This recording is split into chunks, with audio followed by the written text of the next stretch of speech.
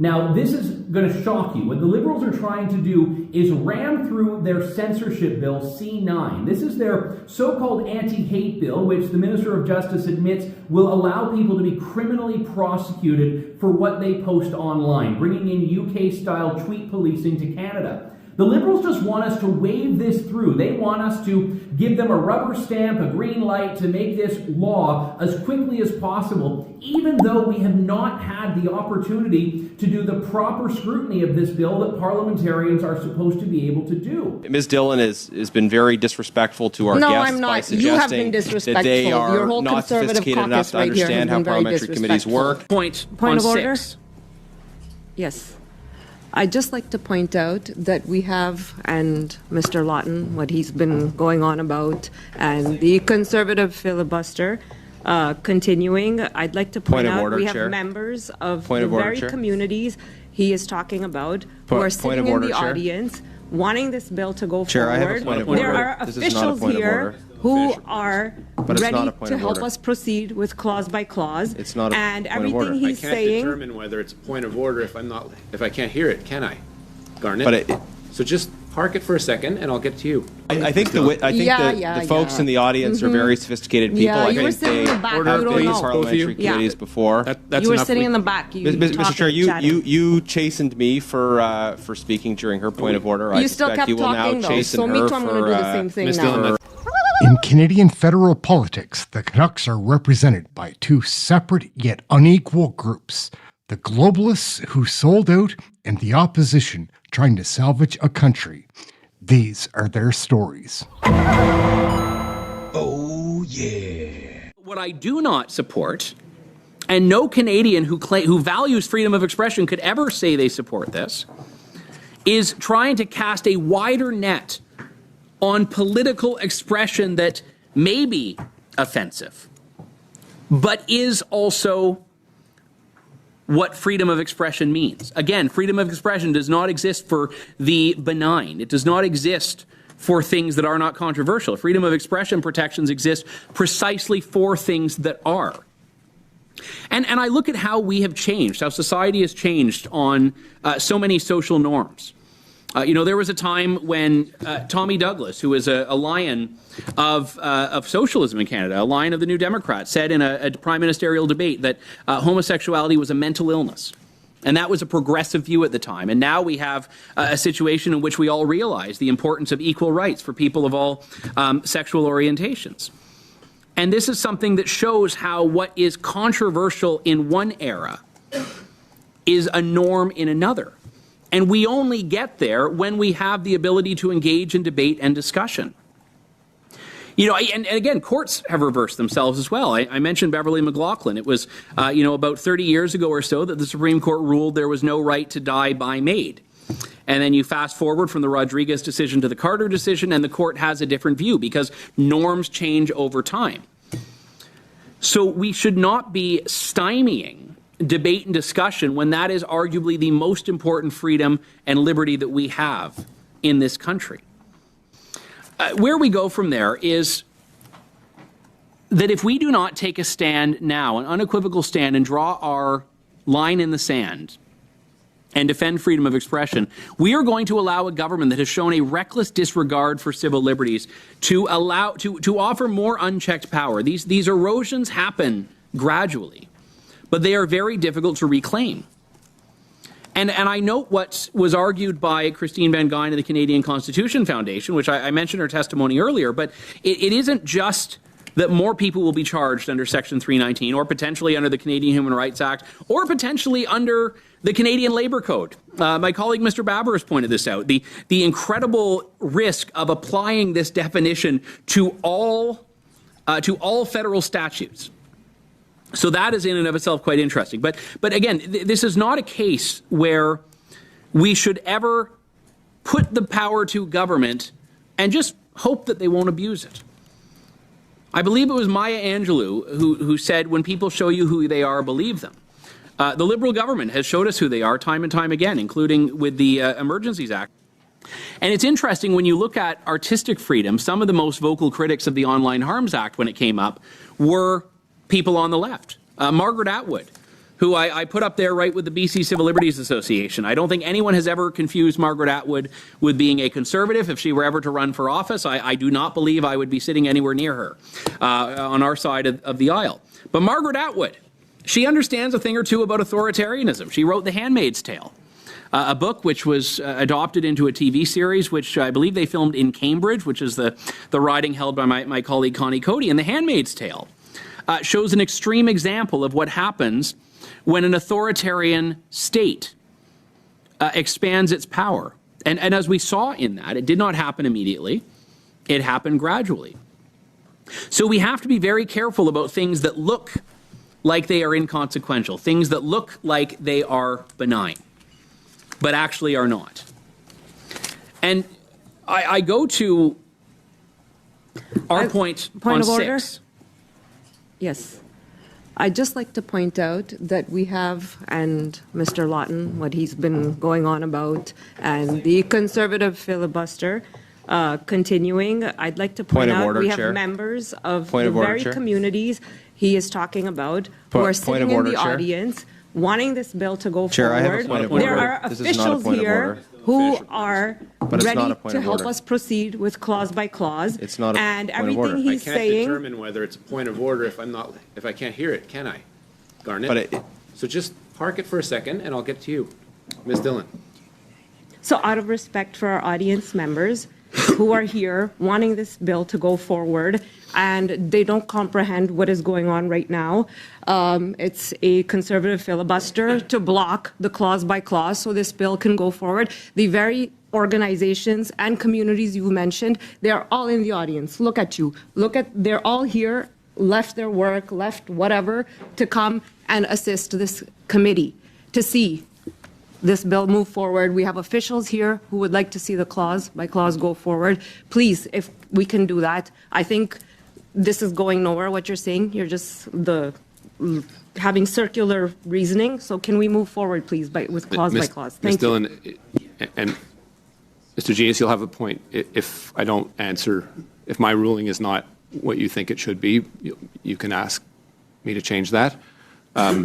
Ms. Dillon, that's not a point of order technically. I do realize there are witnesses here that were here and came in to listen to clause by clause, and we should, as a committee, be respectful of that. But again, that's not, while your point was respectful, it's not a point of order. Mr. Genius, you want to say anything about that?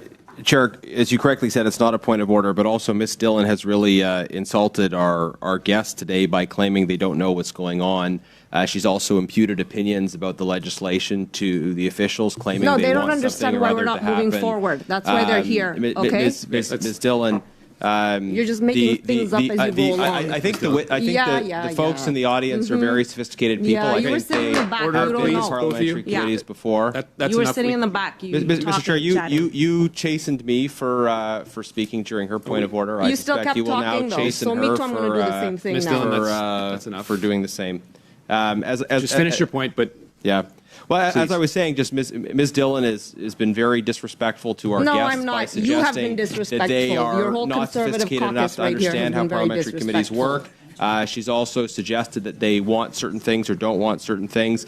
I don't think that's fair to them, and I don't think that's fair to the officials. The officials are here to do their job, which is to answer questions. They're not here to express Not here to be opinions. abused.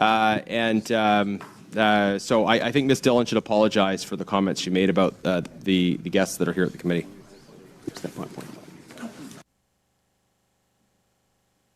thank you, Mr. Genius. We'll cede the floor back to Mr. Lawton. Thank you. And again, it was quite interesting hearing Ms. Dillon really use people as political props for that point that she was making. There are a number of Point of order, stakeholders. that's not what I'm doing. I'm trying to show respect to our audience members who are here. I just That's not a point of order. That's a matter of debate, Chair. Here. Look, the reason I bring that up is because there are members of a variety of communities here who I have not actually seen testify before this committee. And if these witnesses are so invested in C9, and I hope that they are, I hope all of us are, why have the Liberals not allowed us to do a proper study on C9, bring these people here who have not testified, which includes some of them, I can't see everyone over there, bring them to testify as witnesses and have the consultation on Bill C9 that we were supposed to have? This is precisely the point that we're discussing. And now the Liberals have invited all of these stakeholders for a clause-by-clause that they themselves forced before this committee finished the work it needed to do on C9. A bill which, while I definitely understand the circumstances that have led to it, a bill which has, I don't actually believe I have gotten a single constituent email urging the speedy passage of C9.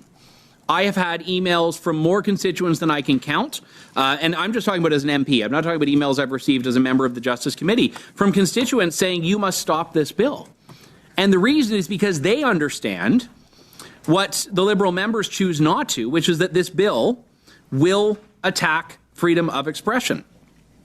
And when you want to force something through quickly that does not have cross-party consensus, it's only because you are concerned about what will be revealed when proper scrutiny and study is actually at stake. And I believe if you go back to the 3 meetings we were allowed to have on C9, what you would hear from our witnesses is that there was very little support for what C9 has actually done. And even witnesses who were conceptually supportive of C9 believed it needed changes that are so fundamental they would alter what the bill actually is. So if the Liberals believe that this bill needs to be passed immediately, they have to replace it with a bill that does not do what has been so alarming. In Canadian federal politics, the Canucks are represented by 2 separate yet unequal groups: the globalists who sold out and the opposition trying to salvage a country. These are their stories. I have here the record of a grant from the from Global Affairs Canada. It's a $3.8 million grant that went to the Lebanese Armed Forces Mountain Warfare Ski Soldier School last year. And the purpose of the grant, from my understanding of the text, is to build multi-gender occupancy at Lebanese Ski Soldier School. Canada is undergoing an affordability crisis. Food bank usage in my region of Waterloo has gone up 5 times over the last few years. I've had people at the doors tell me they're worried about paying their rent. Nobody under 35 can afford a house. Could you explain to hungry taxpayers why it would be a good use of their money to send $4 million to Lebanese Ski Soldier School for multi-gender occupancy? I'm not aware of this particular agreement. I do think there's a lot of benefits that we could cite just in terms of why we actually provide money internationally.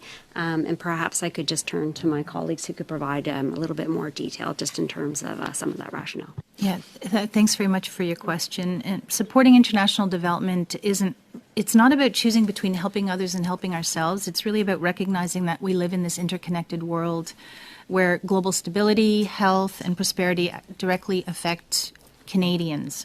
So we take the perspective that by addressing issues like poverty, like inequality, and conflict in countries around the world, whether it's Global South or other countries where poverty exists or security challenges exist, as they do in Lebanon, Canada's international assistance directly supports Canadians' security, their prosperity, as well as their well-being. I take your answer to be that multi-gender occupancy at ski soldier schools is going to help Canadians pay for their rent somehow. I guess I wonder then, when will these accommodations be available to the ski soldiers in Lebanon? So we'll have to get back to you with that Fantastic. If you could information. please table that in writing with us. And if you're doing some tabling in writing, I'd also be interested to know how many spaces are going to be made at the ski soldier school. And then I guess I'm interested in the language, because reading further into the grant, it says that it is multi-gender occupancy, but then it talks about integrating women. So I take it that men and women will be at the ski soldier school. I'm wondering if when Global Affairs Canada gives money for multi-gender occupancy, are there any genders other than men and women that are necessarily going to be accommodated?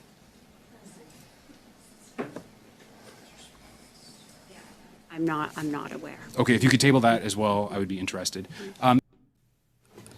Based on your experience with malicious AI uses such as deepfakes, cyber attacks, and autonomous exploitation tools, what safeguards or regulatory measures should we be examining to protect Canadians? And what examples can you point to of where those are successfully being implemented, either at a corporate level, a national or subnational level? And I'll give both gentlemen a crack at the question if they'd like. Cool. I will start then. I think there are basically two separate categories of risks. I think there are the risks that come from superintelligence and more generally from systems that cannot be controlled. For these risks, I recommend basically regulating the development of such systems. The problem of such systems is that once they're developed, we cannot control them. We cannot put the genie back into the bottle. So this is one type of regulation that is quite important. This is why we put a strong emphasis on international agreements and this type of regulation. The other one is for the, let's say, more prosaic risks of current systems, future systems that are not yet super intelligent, which means that if there is a problem, we can put the genie back into the bottle. Here, it's more at the application level. And when I say the application level, I mean more on the AI companies. You know, you want to regulate the bottlenecks. And so here it will be, I think, beneficial to put stringent regulations on the dangerous aspects of AI and putting strong liability regimes such that if the systems that they build, you know, are used for nefarious purposes, they are also liable for it. So I would separate those two. One, the development part of regulation for super intelligent AI, and the other one, the applications for current systems and near future systems. Just to pick up on where my colleague just spoke, I think it's very important that there is a play that is very, very often attempted by these actors where they attempt to blame the users for misuse of their tools at every possible opportunity. In general liability law, the best practice is to put liability on the part of the supply chain that is best suited to addressing the harm.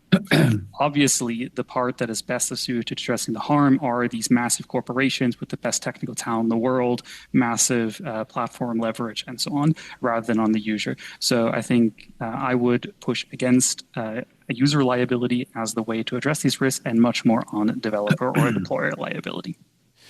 To follow up on the point with respect to regulation of development.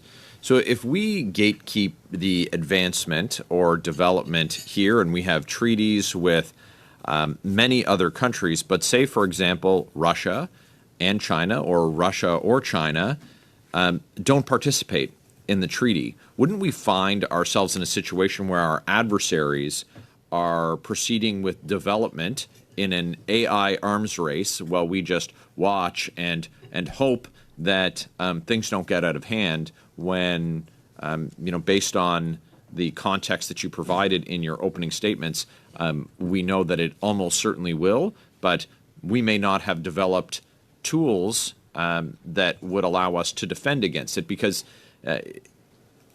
Indigenous Services Canada.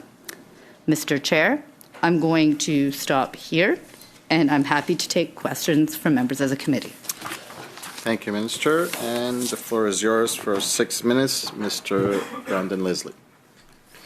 Thank you, Mr. Chair. Now, at the UN's International Maritime Organization meeting, your government voted in favor of new net zero carbon tax on shipping.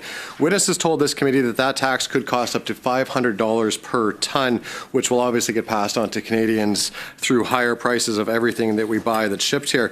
Do you have any idea whatsoever what this is going to cost Canadians through higher prices? Thank you for that question, and through you, Mr. Chair.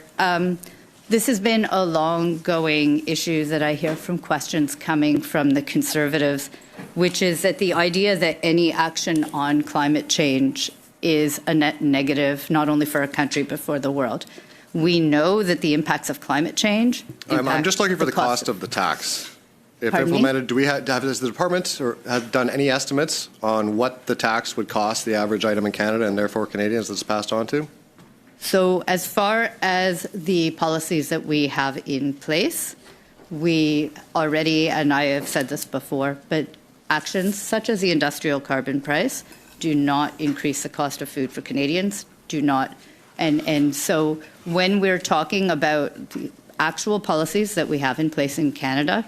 We do actually, whenever we pass a regulation, provide a regulatory assessment, which is made available. It's transparent and available. Thank you, Minister. I look forward to seeing that once that tax is implemented. But you talked about the policies that are still in place, and for years, you defended every major climate policy that this government has introduced: the carbon tax on consumers, the $2 billion tree planting program, the emissions cap on oil and gas, the greenwashing regulations, the EV mandate. Then overnight, they have been delayed, watered down, or abandoned entirely. Now, every time one of these policies seems to collide with reality, it falls apart. So what should Canadians conclude from this pattern of you supporting policies and then having to step back from them? I think what Canadians should take from the work that our government is doing is that we are working forward for policies that are collaborative, meet the needs of Canadians, and fight climate change. We have very much set forward, and it says it in the climate competitiveness strategy, which was in the budget, that we are working to strengthen the industrial carbon price, strengthen methane regulations. We're working on a taxonomy for investment guidelines. We are taking real actions, and we're doing that in collaboration with provinces and territories and making sure the Canadians are at the center of our policies. Thank you, Minister. Somebody not at the center that used to be at the center, former Environment and Energy Minister Jonathan Wilkinson, publicly said that your new climate competitiveness strategy isn't a climate strategy at all. Do you agree with him? Is he wrong? We have a climate strategy, which is our emissions reductions plan, and we provide progress reports based on that emissions reductions plan. The climate competitiveness strategy is really the economic piece, putting in place things that were envisioned by the emissions reduction plan, but also going further in some places. It is not the emissions reductions plan. That is a separate document. It is a tool to move forward on climate competitiveness. Yeah, well, thank you for raising that. The Environment Commissioner, the PBO, the independent experts, pretty much everyone except for yourself, has agreed that you will not hit the Paris targets as originally intended. Can you finally admit that your emissions reduction plan is not working and will not achieve the targets that you've laid out? Well, I am the Environment Minister, first of all, but second of all, when you're talking about the PBO report, specifically did not take into account the climate competitiveness strategy. And if we were going to take into account, how you just said it wasn't a climate strategy. No, why would it need to take that into account? I didn't say that. I said there was an emissions reductions plan.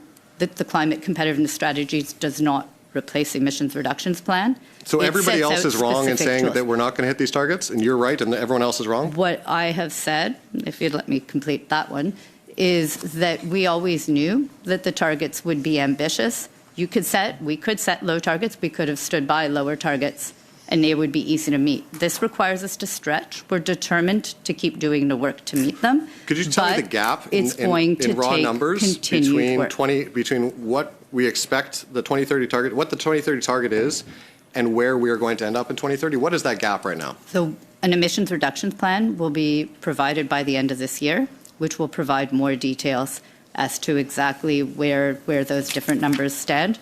But by the way, the commitment to continue doing the work remains.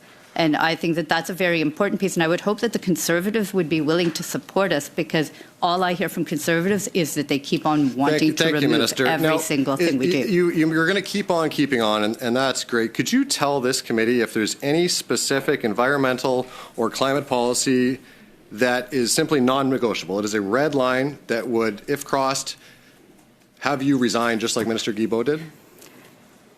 Is there a single environment policy or climate change policy that the Conservatives will support and help us actually move forward on? I'm here to ask you the questions. This is not about you asking a member of the opposition questions. This is about you answering a question. Is there a line in the sand of a specific environmental or climate policy that if this government, despite your objections, decided to remove, you would have to resign over just like Minister Guilbeault did?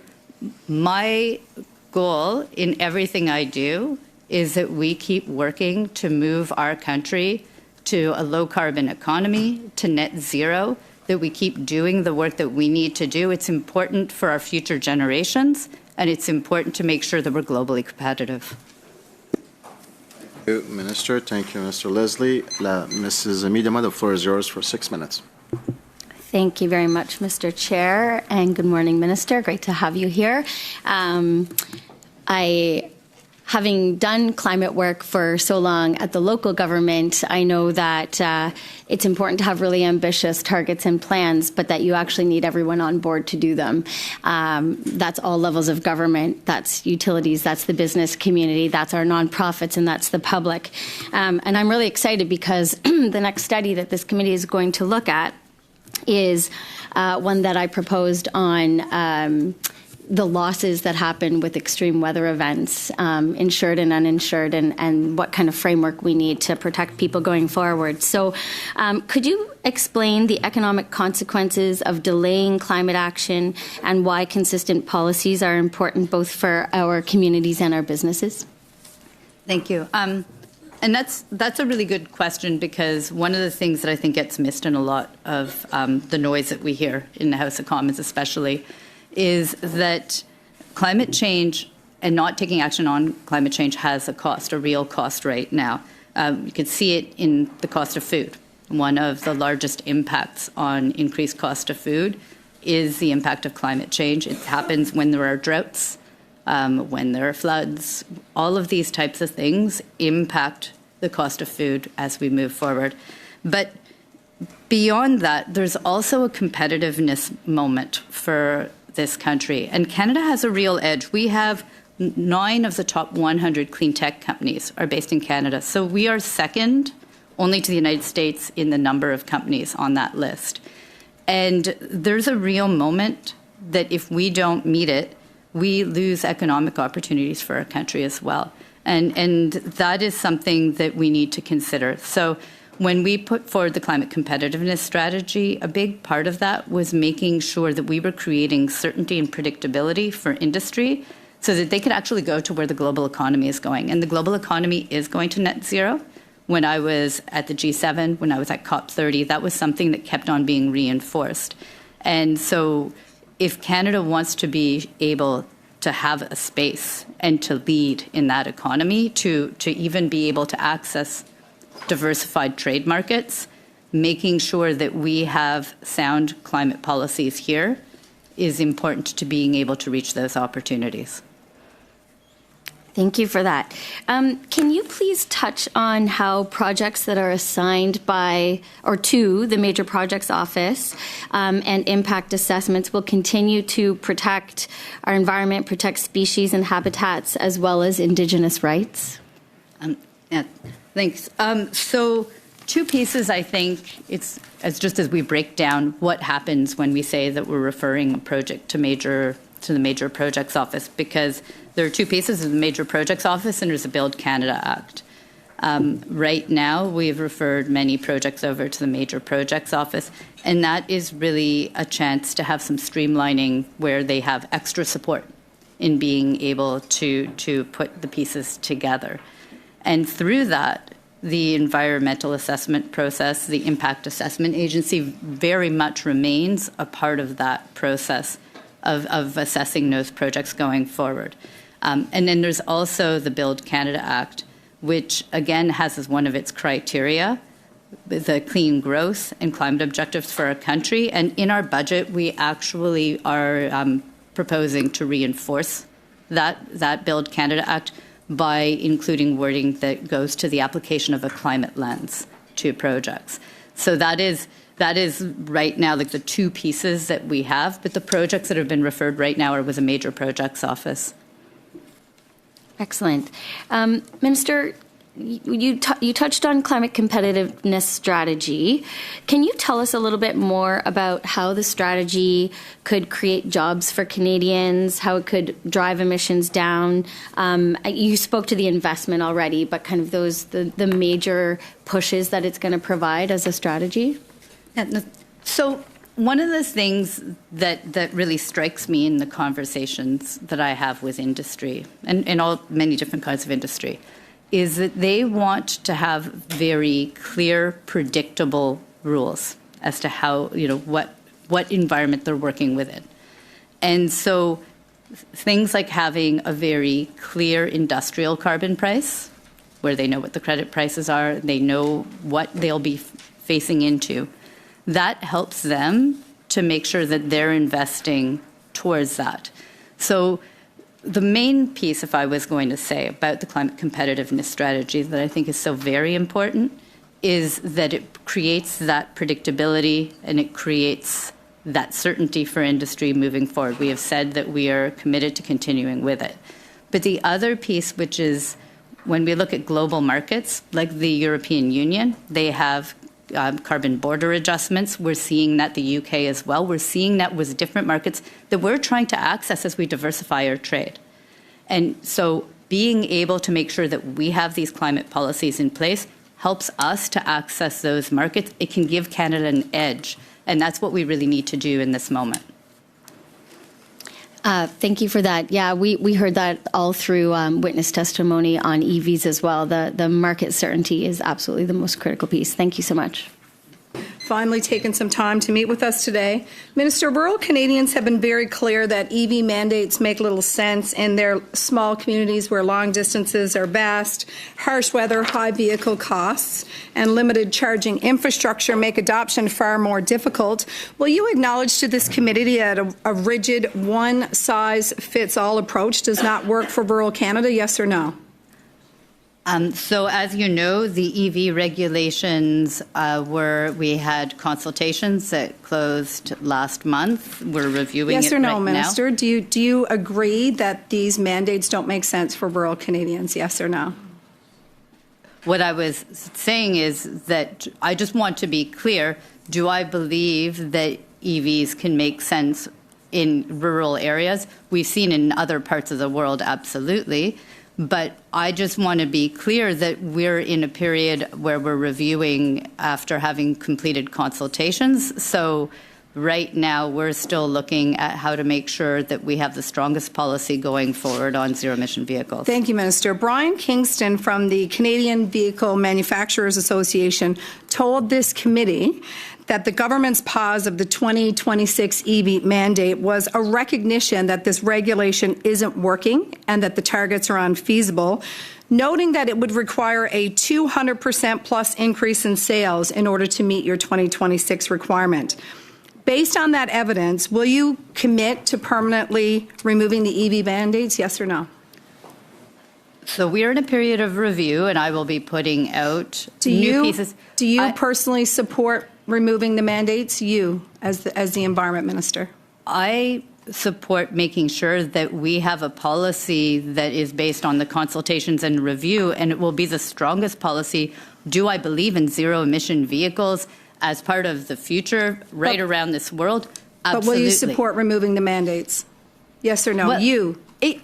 Well, I, as Minister of Environment, will take into account everything that's come through the consultations and come up with a strong policy that makes sure that Canadians do have access to zero-emission vehicles. So as the Minister, you don't support or not support? You're not prepared to say that? As a minister, I'm not going to pre-reveal what the policy will be. Okay. When I am completing it. What I'm telling you is, do I support zero-emission vehicles as part of the future, not only just in Canada, but around the world? I asked specifically about the mandates, though. The mandates specifically. Do you support them, yes or no? I am in a period of review where I will be releasing shortly the full policy. Mr., you had talked about other countries, and Mr. Kingston testified that comparing Canada to Norway is a total outlier and not a fair comparison, citing Norway's small urbanized population, short driving distances, massive subsidies, and oil fund finance incentives that Canada would never do.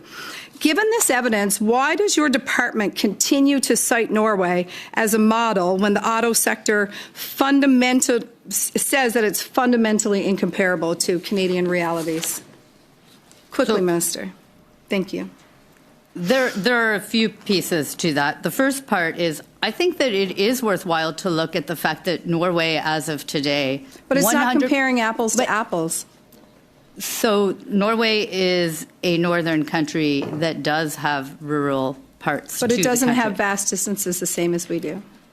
So what I'm just saying is there are lessons to be learned from a northern country. In my riding, some people have to drive 1,000 kilometers to get to a specialty hospital. 1,000 kilometers, Minister.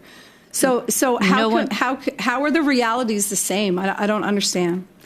So maybe just so that I can help you on that, what I am saying is the way that the regulations, as they had been set out, were by percentage. You would assume that where you would see the pickup the first, and I think that that's borne true when you look at numbers, is you start with more people in more urban areas and areas where there's more charging infrastructure. Yeah, but the mandates are being applied right across the country, though, and they're applying to rural communities as well. Even the percentages, at no point does it make sense for them. So the actual way that the standards were actually didn't require that it was 20% in every region of the country, for example. It was as a country total. And you would expect that uptake would begin in areas where... But eventually it's 100%, yes? Yes or no? Eventually it's 100%, yes or no? So first of all, under the review that we're doing, my time is up, but I will just say, ultimately, other countries are moving towards zero-emission vehicles. We are seeing uptake right around the world. And so Canada should be ready not only to produce those vehicles, but also to make sure that Canadians have access. Thank you, Chair. Thank you, witnesses, for being here today. Thank you, Minister, for finally appearing. I see that you're found time to be at the Finance Committee on October 20th, but took your time to get here. Minister, the recent MOU signed with Alberta suggested the immediate suspension of the clean electricity regulations. It wasn't in the Gazette this weekend. When will it come into effect? Okay, so the clean electricity regulations are in effect now, but only begin applying in 2035. They were intentionally given as a long tail for all provinces and territories to be able to work towards 2035? Yeah, if you look at the way the regulation is drafted, in 2035, that is when they begin to apply. When will it be published? So what I'm saying is, in the Memorandum of Understanding, the wording is that I have with the province of Alberta, or we have with the province of Alberta until April 1st to negotiate an agreement where they can show that they have a pathway to meet the objectives of the regulations. Okay, so all of this is still under heavy negotiation? It's right in, I can read you the exact wording of the agreement. So we should presume no elements of this MOU will survive or could survive, or everything is up for negotiation? What I would tell you is that with all provinces, I have the ability to negotiate a pathway to meet the objectives of a regulation. And I think it's a really amazing thing that Alberta is going to sit down and do that negotiation. So you suggested earlier in your opening remarks that there was a climate cost of food, yet the industrial carbon tax is still applied to fertilizer production, grain drying, farm equipment, and you've made great speeches in the House to the effect that this is not a tax, has no impact on food prices. Isn't that an oxymoron? I mean, that's ridiculous. You say there's a cost of food for all these other things, but yet you're taxing the means of production of food, and it doesn't impact the price at the grocery store. Can you explain that, please? Yeah, I mean, I can even provide the studies to this committee if you want. Absolutely. There are studies time and time again, in fact, that say that the industrial carbon price does not increase the cost of food. So then what does it impact? Is it just impact the viability of farms, and so farms get smaller? No, it does. It actually So farms consolidate to bigger farms? Small farms aren't impacted by the industrial carbon price. They're not impacted by it at all. So the carbon taxes that I'm paying as a producer are what, imaginary? The industrial carbon price applies to large industry. It applies in different ways in different parts of our country. I pay carbon tax on the electricity and the equipment and the fertilizer that I use to run my farm. And you say that's imaginary? I would love to see how you're breaking that down, but what I am telling you... With real dollars. You wouldn't have a line, sir, that says anywhere industrial carbon price. Because it's hidden, yeah, but the price has gone up on everything. It's not that. I'm just saying, I don't see where you're seeing it. Minister, to the next question, are you constitutionally impaired from saying the word oil pipeline? That's actually a very funny question. Does it matter to you if what words I use? I appreciate the hilarity of it. You know, you said that there was a lot of discussion about the pipeline, but Pipeline is a binary thing. It's either we build a pipeline or we don't. There's no middle ground. Do you support a pipeline? I support our provinces working together if they want to work together. No, but that is what the Memorandum of Understanding with Alberta is about. Ultimately, it leads to a pipeline or no pipeline, one or the other. Do you support a pipeline?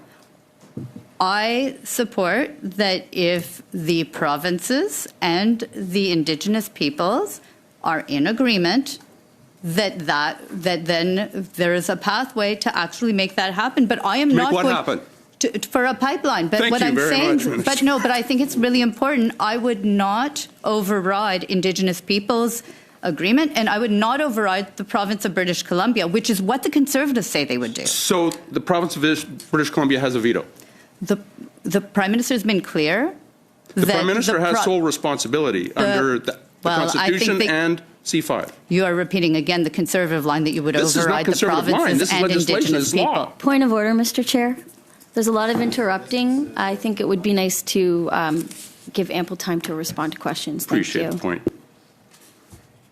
As I said, the Prime Minister has been clear, and he said it in the House of Commons, that there needs to be agreement from the province of British Columbia and of Indigenous peoples, and we are not going to override the jurisdiction of our provinces, and we're not going to override the rights of Indigenous rights holders. Thank you. Thank you very much. Us for 5 minutes. Where's my clock? I got you. Okay, cool. Thank you, Minister, for coming to our committee meeting. And you've mentioned First Nations involvement in this new pipeline MOU that Alberta signed with Canada, but you also mentioned that you will not override Aboriginal rights and title, or rights and title interests, as the Liberal colleagues have also said. So if one First Nation out of the many First Nations that will be affected by the pipeline and the tanker ban doesn't give their consent, is this project going to end? So let's take, there is a few different pieces to this. One is that the pipeline proposal in this MOU does not actually have a route that's designed yet. There are a lot of conversations that have to happen. Let me put it a different way then. Let me put it a different way. When the Trans Mountain Pipeline got approved, there were many First Nations that did not give their consent. Mm-hmm. But the Liberals still approved the project and even bought the project. Is that similar circumstance going to happen with this latest proposal or this latest MOU proposal? The MOU proposal sets out that we need to see the provinces. I mean, I say we need to see the consultation with Indigenous peoples. The Prime Minister has said that we need agreement from Indigenous people. I understand that. And that exact process, I will say, is not part of my day-to-day work on this piece, right? So I am telling you, I think it's very important. Minister, I've got to disagree with you there. Yeah. The Environmental Assessment Act specifically says that it has to deal with rights and title interests. Yeah. So to kind of deflect and say it's somebody else's problem, unless you're insinuating that the Major Projects Office is going to take full control of this process, what I'm asking is, if one First Nation along the pipeline route or one First Nation along the tanker ban exemption does not give their consent, will that be characterized as running roughshod over Aboriginal interests? So what I'm repeating is that any project, and specifically as set out in the MOU, would need the agreement of Indigenous peoples. And I can't engage in hypotheticals because, like I said, we have many steps forward. But it's not hypothetical. What the Liberals did in the Trans Mountain Pipeline approved the project even though they didn't have consent from certain First Nations. So it's not hypothetical. There's already a precedent. But let me ask you this question. You've talked a lot about competitiveness, but a lot of the competitiveness and the obstacles you're placing in terms of us being an energy superpower only applies to Canadian suppliers and producers and manufacturers. Is there any legislation or policy coming down from the Liberal government that will actually put the same measures on oil coming from Saudi Arabia or United States? So, two pieces to that I would say. First of all, when it comes to products like LNG, and for example, Asian markets like South Korea, Japan. Oil from Saudi Arabia. But I was just, if I can say, because you were talking about restrictions or the like, whatever you were saying there. Oil from Saudi Arabia, from the United States, will they be subject to the same measures you're putting on Canadian suppliers? What I was saying, though, because the first part is you were saying that it's Canadian pieces. What I was saying was, or trying to say, is when it comes to LNG, for example, there are actual I'm not talking about LNG. I'm talking about oil. Okay. I'm talking about oil. Oil from Saudi Arabia comes to Canada, but they're not subject to the penalties that your Liberal government is placing on Canadian oil. Is there going to be measures on Saudi Arabia oil or United States oil currently coming into Canada? Well, so first of all, as Minister of Environment, I'm not the person who's managing imports, but what I will say is that the export markets to which we're trying to, with all of our products and all of our energy products, there are actual, like, bona fide rules that are being put in place by the jurisdictions to which we're seeking to export that are asking for low methane. They're asking for it to be lower carbon. I can agree. If you are looking to that any market for any of our products, okay, Minister, I can agree that you're not the minister responsible for importing, but you are the minister responsible for climate change action as the Liberal government has put forward. But it doesn't seem to apply to anybody except Canadian producers and suppliers. So it will not apply to Saudi Arabia, will not apply to the United States. A very short answer, please. What I would say is the world's moving towards the low carbon economy, and Canada has to be ready to meet that moment. Thank you. The UN has found that Track 2 MAID violates the rights of people with disabilities. Krista Carr from Inclusion Canada has testified that MAID is regularly raised with people with disabilities who are accessing unrelated public services. Inclusion Canada hears complaints about this on a weekly basis, according to their testimony before the Finance Committee. Are you concerned about Krista Carr's testimony and the UN's findings in this regard?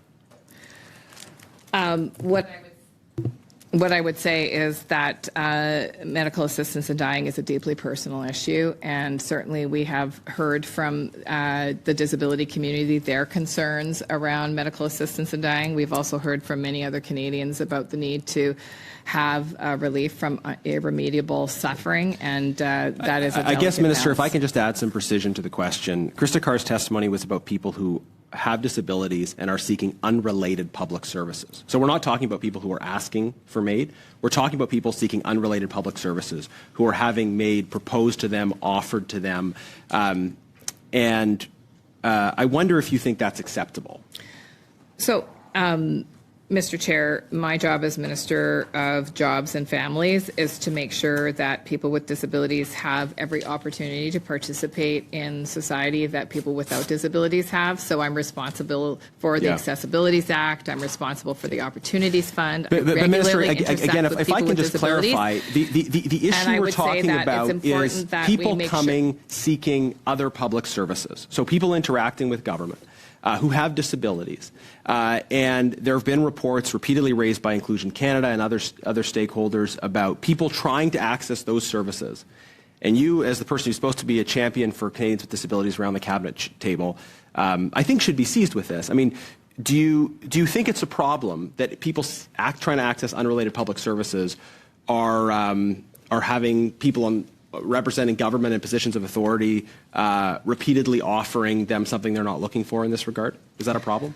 If there is a non-medical professional offering medical assistance in dying, then that would be completely out of scope for the legislation. This is something that is a deeply personal decision between a medical provider. I'm glad you said that. I mean, because this is what Krista Carr has said at the Finance Committee. Listen, I have no reason to doubt any witness. I would would like to know details. Value proportionate regulation that protects rights while real matter. The committee members can guide you with that in their line of questioning. Mr. Barrett, you have 6 minutes. Go ahead, please. I'd like to pick up on just one of the points that you mentioned in your opening, and it was about the regulation of frontier AI systems. how would, in doing that, how would Canada defend against rogue nations from developing and deploying AI weapons, and what international coordination would be required to make those safeguards in the development of frontier AI systems effective?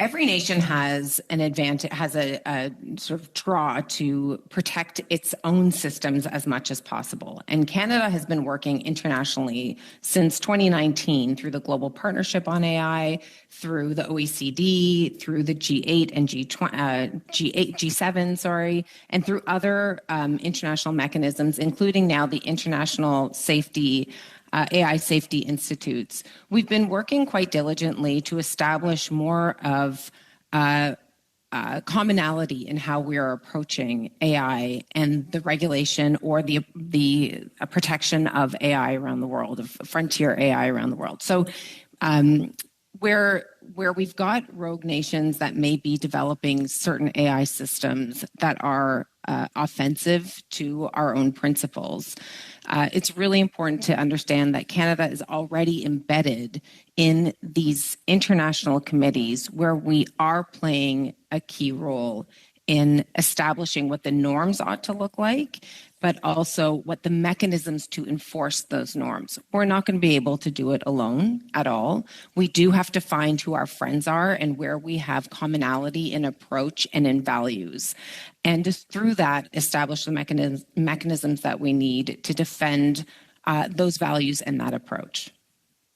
I wanted to ask you about the long-term trajectory of superintelligent AI and worst-case scenarios that would follow if there weren't adequate safeguards that had been put in place that stopped this from getting away from us as a species. But first, could you tell me what you think, what terms we're talking in? Like, could you qualify, in your opinion, are we talking long term? Are we talking 10 years? Are we talking 5 years? What do you think? I'm obviously not a technologist, but I will tell you, but I've sat around circles to hear what some of the technologists are saying. So what I am hearing, and I have no reason to disbelieve them, what I am hearing is that we are decades away or less. So we're no longer talking about, and I'll say I remember sitting in a class with Dr. Hinton years ago where he was suggesting that artificial general intelligence was hundreds of years away. And then in 2023, he shifted that approach to saying we're much closer than we ever thought. The pace of technological development is happening at an exponential level. So I think we are, by all accounts, from what I am hearing, with no reason to disbelieve, we are much closer to superintelligent computers than we probably thought we would be just a few years ago. And there's lots of it's easy to fall down it's easy for one to fall down the dystopian hole about mind hole about what that looks like. What do you hear? What is discussed? What are the outcomes that we're looking to avoid?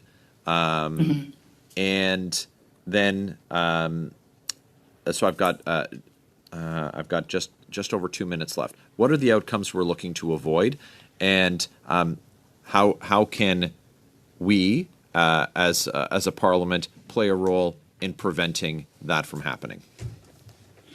We're looking to avoid superintelligent computers that are superior to us in a way that is harmful to us. So Dr. Hinton spoke about embedding maternal instincts into superintelligent computers so that they would be more empathetic and protective. Parliament can play a role in ensuring that there is a regular tracking of the development and sort of inputs into the development of those frontier models and how they are implemented within Canadian society with a view to shaping what the values ought to look like that would be encoded in these systems. So Parliament can play a role in ensuring that we are identifying the values that we want these systems ultimately to be embedded with, and then providing a process through which those values can in fact be embedded in those systems and we could see those outputs. That's good. 25 seconds. 2025 at the expiry of the time provided for oral questions. Orders of the day, order du jour. Ordre du jour, ordre menade. Orders of the day, government orders. Government Bills Commons, resuming debate at third reading on Bill C4, an act respecting certain affordability measures for Canadians. Standing in the name of the Minister of Finance and National Revenue. Resuming debate, reprise de débat, the Honourable Member for Swift Current Grasslands, Kindersley. Thank you very much, Mr. Speaker. It's always an honor and privilege to rise on behalf of the great people of Southwest and West Central Saskatchewan. This weekend, it was got to experience the first kind of real blast of winter back home. It was down into the mid-20s. We had a little bit of snow on the ground, and I think we are fully into the grips of winter here now. So to everybody who is out driving on the roads or out working in the cold, thank you for what you do. Stay safe, and again, it's an honor to be able to represent you here in the House of Commons. So I would like to say, Mr. Speaker, as well, that I will be splitting my time with the member for Markham Unionville.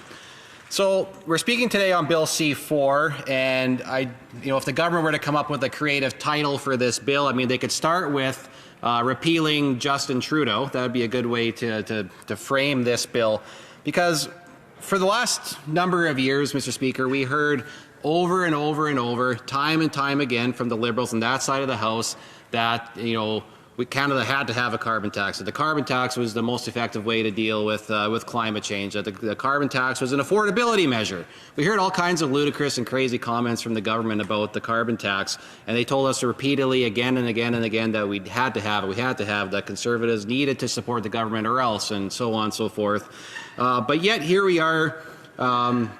With the Prime Minister, had one of his first acts after becoming the Prime Minister was to halt the regulations on the carbon tax. And here in this bill, we have it written in Section 3 about how they are finally going to repeal all the clauses of the Greenhouse Gas Pollution Pricing Act and the consumer fuel price on consumers. So that's great. Conservative pressure. We got the government to finally admit and finally realize that the carbon tax was punitive and punishing to Canadians. And further proof of that, Mr. Speaker, is right now the price of gas actually around the country is at a nice low point.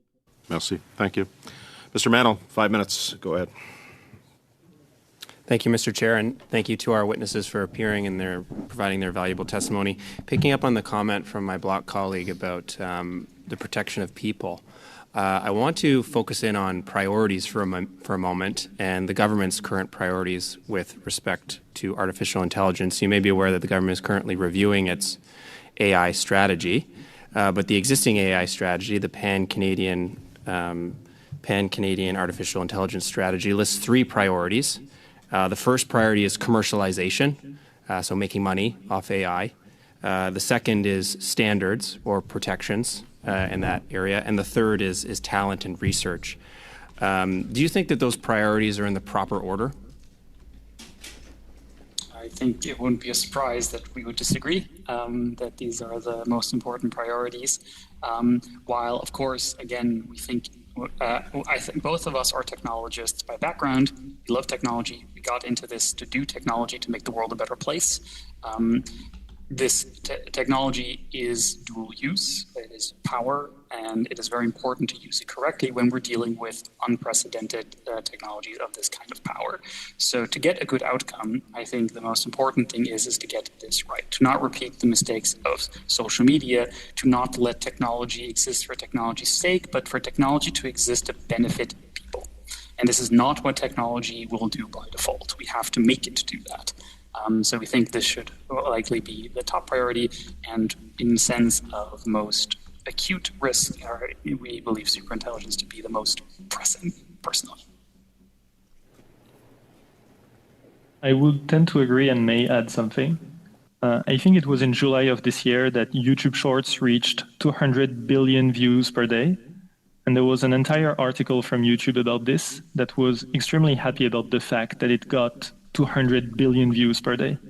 We think that a lot of people building AI systems are in this paradigm. We know many technical employees at those AI companies, and it's just extremely fun to watch loss go down and results on benchmarks getting higher. It's good in itself to just get more technology, to just get more.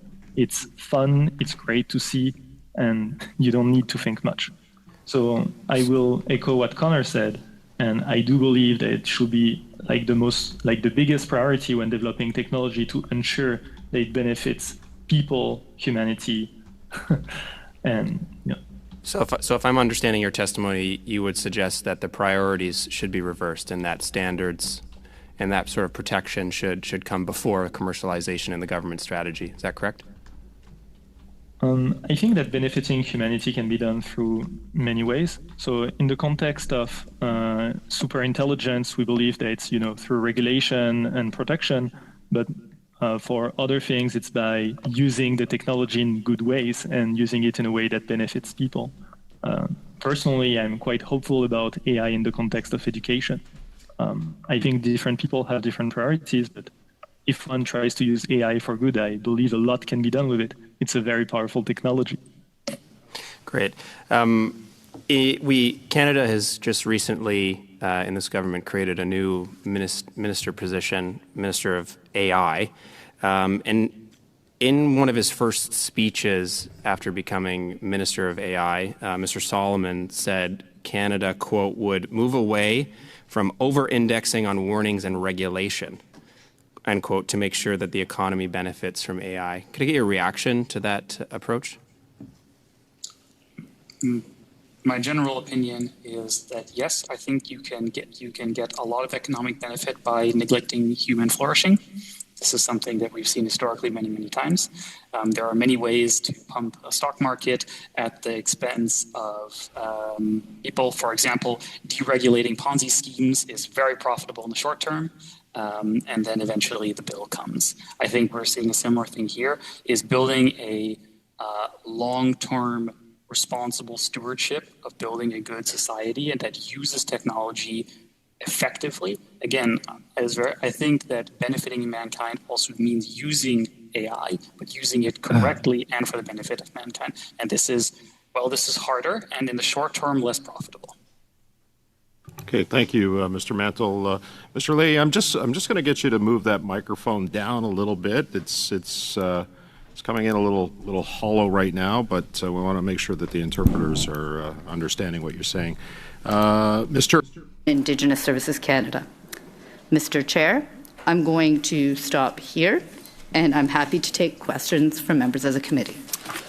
Thank you, Minister. And the floor is yours for 6 minutes, Mr. Thank you for Brandon everything, Ms. Leonard Lafont. Thank you, Mr. Chair. Now, at the UN's International Maritime Organization meeting, your government voted in favor of new net zero carbon tax on shipping. Witnesses told this committee that tax could cost up to $500 per ton, which will obviously get passed on to Canadians through higher prices of everything that we buy that's shipped here. Do you have any idea whatsoever what this is going to cost Canadians through higher prices? During these 16 days of activism against gender-based violence, let's acknowledge our shared Thank you for that question, and through you, Mr. Chair. This has been a long-going issue that I hear from questions coming from the Conservatives, which is that the idea... Days campaign, the CFUW, Guelph Public Library, the Guelph Resource Centre for Gender Diversity and Empowerment, Guelph Wellington Women in Crisis, the International Institute for Critical Studies and Improvisation, Out on the Shelf, Queer Night Out, the Student Wellness Centre at the University of Guelph, Thrive HIV Prevention and Support, and Zonta Guelph. And thank you to all the frontline organizations that support survivors and work towards prevention every single day. Everyone deserves safety, justice, and dignity. The Honourable Member for Dartmouth, Cole Harbour. Mr. Speaker, tomorrow is Giving Tuesday, the day that follows Black Friday and Cyber Monday, but asks us to turn our attention to something entirely different. Instead of deals and discounts, Giving Tuesday encourages us to look around our communities and ask, how can I help today? It's a day built on simple gestures that mean a lot. Supporting a local charity, checking in on a neighbor, giving a ride, sharing a meal, or stepping up for someone who could use a hand. In Dartmouth, Cole Harbour, and in communities across this great country, we see this spirit every day, especially from nonprofits, charities, and the incredible volunteers who keep them going. Giving Tuesday is a moment to shine a little extra light on their work and join in ourselves. Let's take tomorrow and lift people up in big and small ways. Generosity is contagious, and I hope we all catch it. The honourable member for Cambridge. Mr. Speaker, the annual hunger report from Feed Ontario came out today, and it shows just how hard life in Canada has become. For the 9th year in a row, food bank use has increased. More than 1 million Ontarians visited a food bank 8.7 million times in the last year, the highest level ever recorded. These are not conspiracies, these are facts. The more the Liberals spend, the more Canadians go hungry. With this Prime Minister who thinks like a banker, these human struggles are treated as numbers on a balance sheet, not as people. It doesn't matter how hard you work in the Liberals' cost of living crisis, as 23% of food bank users were employed and nearly 1/3 were children. As we head into the cold winter months, food banks are warning they're at a breaking point. Some fear they'll run out of food within 6 months. The Liberals boast about their school food program, yet there is nothing to celebrate when kids grow hungry. This isn't the Hunger Games, but under this so-called new government, the capital feasts while the districts fight to survive. Families can't live on Liberal talking points and paper promises. The honourable member for Markham-Stouffville. Thank you, Mr. Speaker. We recently lost a great Canadian. I first knew Alan Wells when we worked together at the Regional Municipality of York. A chartered accountant by profession, he served there with dedication for 27 years, including as Commissioner of Social Services and finally as Chief Administrative Officer and my boss. After his retirement, our paths crossed again when I was the Provincial Member of Parliament appointed to serve on the Rouge Park Alliance, of which he was chair. Under his leadership, along with our colleague, the member for Wellington Halton Hills, we were able finally to establish the Rouge National Urban Park. Excellent. A dedicated environmentalist, Blue Jays fan, fishing enthusiast, former Uxbridge Town Councillor, engaged supporter of the Oak Ridges Moraine Land Trust, and so much more. His contributions will benefit our communities for generations to come. My sincere condolences to Alan's family, friends, and all those who had the privilege of working alongside him. We'll be missing those twinkling eyes, Alan. Thank you, Mr. Speaker. The honourable member for Flamborough, Glanbrook, Brant North. Mr. Speaker, last year alone, 1 million Ontarians needed a food bank, and that totaled 8.7 million visits, according to today's Feed Ontario Hunger Report, which of course is the highest number ever recorded. That's right. Of those visitors, 1 in 3 were children, 1 in 3 were people with disabilities, and 1 in 4 were working Ontarians who still couldn't make enough to make ends meet. Absolutely. Ontario saw twice as many seniors turning to food banks compared to 5 years ago. And 3 in 5 of those visitors were social assistance recipients who simply can't keep up with the cost of living. This isn't normal. This isn't sustainable. And after a decade of Liberal spending and broken promises, Canadians can't afford to live.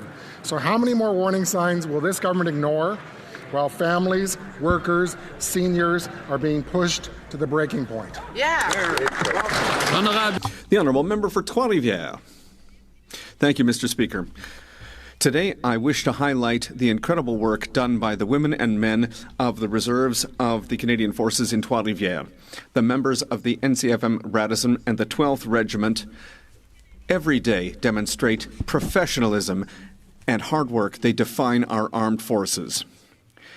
The work that they do to help fellow citizens in floods, for example, during the COVID crisis or around the world, for example, in Operation Reassurance with NATO, demonstrates that they are always ready to stand for Canada.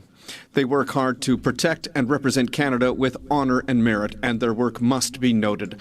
I thank them for their work. Many of them have a professional life outside of their engagement to the armed forces, on top of the hours in evenings and weekends where they train and work when we need them.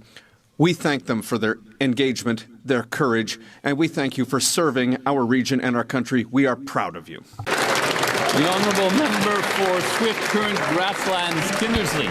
Speaker, earlier this year, the Prime Minister left his position at Brookfield Asset Management as head of ESG and impact fund investing. He claims to have put all of his assets in a blind trust and disclosed his investments with the Ethics Commissioner.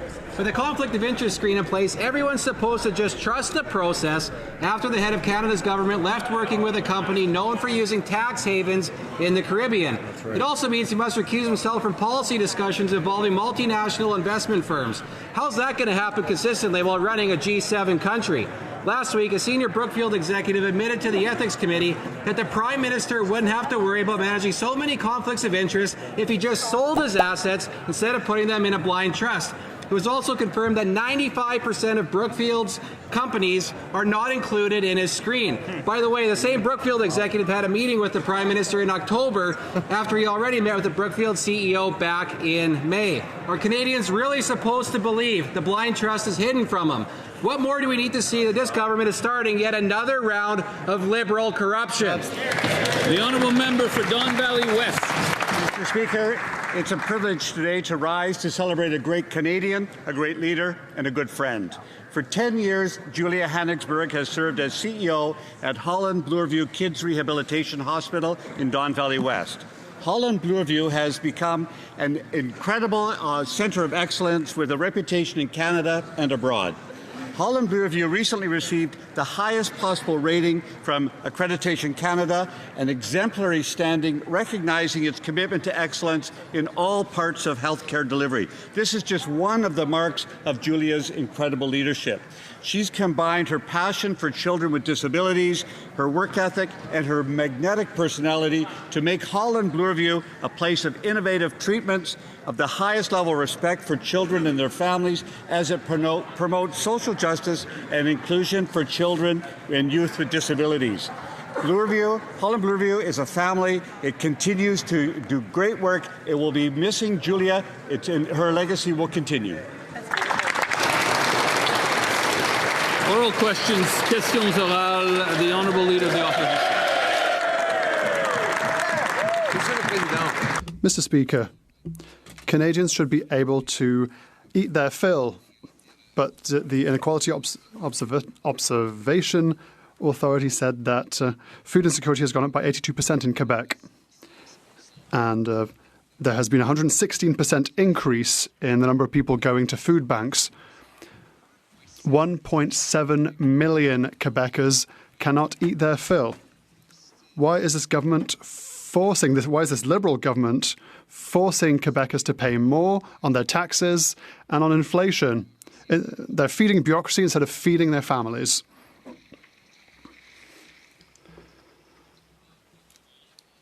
Secretary of State for Youth and Children and Youth. Merci, Monsieur le Président. Thank you, Mr. Speaker. No parent should have any difficulty in feeding their children. But on this side of the House, we have invested many times in food at school, investing in children, tax cuts for 22 million Canadians. We are investing in affordable housing, which is essential to fight poverty. On this side of the House, we are here for families. On the other side, they vote against these measures every single time. Thank you, Mr. Speaker. Leader of the opposition. We vote against measures that feed bureaucracy instead of feed families and children, Mr. Speaker. Since the creation of the school food program, the number of children who need to go to food banks has doubled, and 90% of children don't get anything from this program. Even if we believe government figures, every time the government spends more, it becomes more expensive in food inflation on top of taxes on food. So why are they forcing Canadians to pay for bureaucracy rather than food for their family?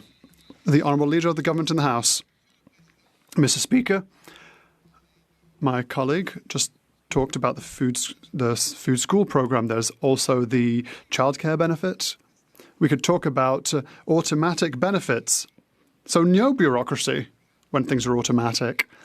And these programs directly help mothers and fathers who are living food insecurity. which, yes, is too common in our society. Mr. Speaker, why does this leader and this party vote against these measures every single time, measures that help those who suffer from food insecurity? The opposition. Mr. Speaker, today Algoma announced it's laying off 1,000 steel workers, nearly a third of its workforce in the Sioux. Our thoughts are with them. The Prime Minister looked them in the eye and promised he would protect their jobs, that he would negotiate a win, and I quote, have a deal by July 21st, but it was a bait and switch that is costing people their livelihoods. On top of that, Liberals are hammering the steel mill with a higher industrial carbon tax. Isn't it bad enough that the Prime Minister broke his promise on trade? Why is he going ahead with an industrial carbon tax that will kill even more steel jobs?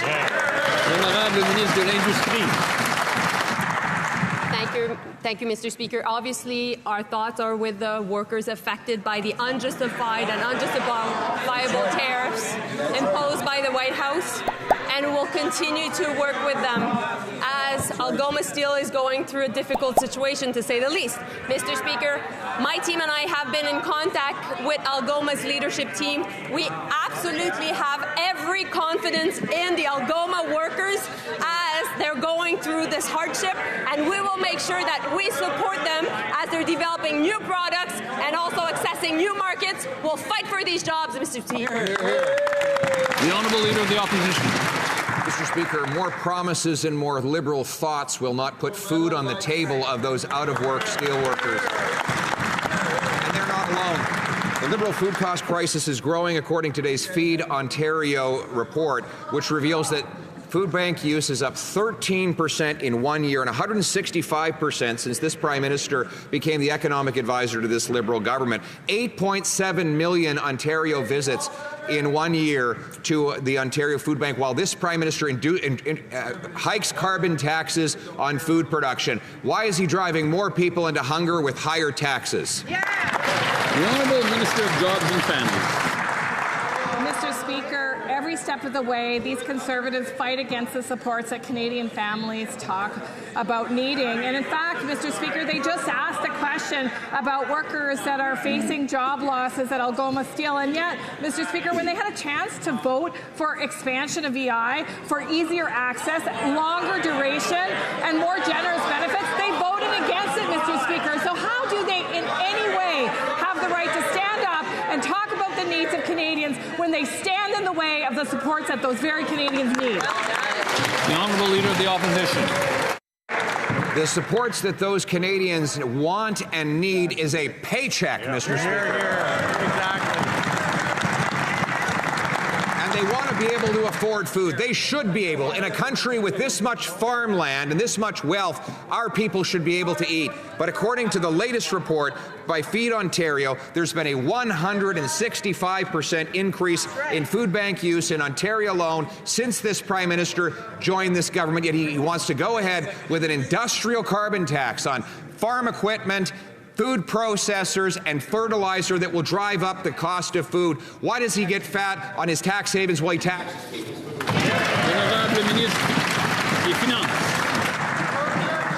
Mr. Speaker, it's amazing to hear the Leader of the Opposition, because the first thing we did is to make sure that Canadians would have more money in their pocket, Mr. Speaker. We, in fact, reduced taxes for Canadians, 22 million Canadians. But you know what, Mr. Speaker, what's most disturbing for Canadians watching at home?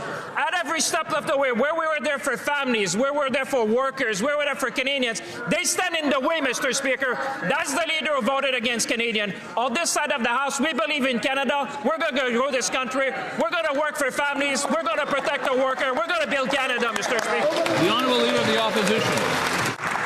Prime Minister didn't just break his promises on food, also on housing. He said he'd double home building. But today, a report out from the Missing Middle shows that housing starts are down 34% across 34 Ontario municipalities. Condo starts down 51%. Yet the Prime Minister goes ahead with a Liberal industrial carbon tax on the steel, aluminum, glass, and other inputs required to build homes. It is a tax on homes, all while he hides his millions of dollars in a Bermuda tax haven. Why does he hide his money abroad while taxing homes here in Canada?